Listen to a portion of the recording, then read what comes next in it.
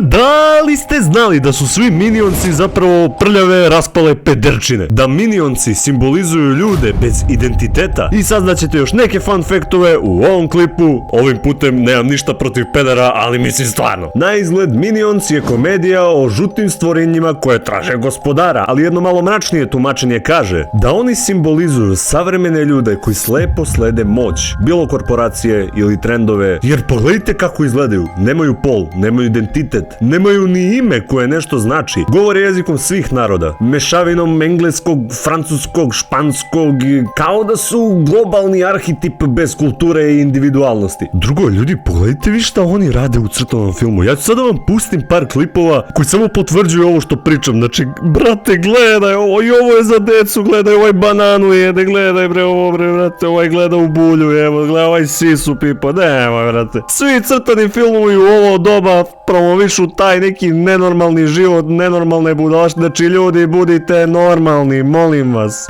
Inače, za kraj, da li ste znali da su Pennywise i Mary Poppins zapravo ista vrsta demona? Kako to mislim? Pa vidite, Pennywise se hrani strahom, dok se Mary Poppins hrani pozitivnim osjećanjima dece. Eto, nadam se da sam usreo 2 crtana filma odjednom. Ostavite like, komentar, subscribe, dajte predloge šta sledeće da userem i vidimo se. Ćao!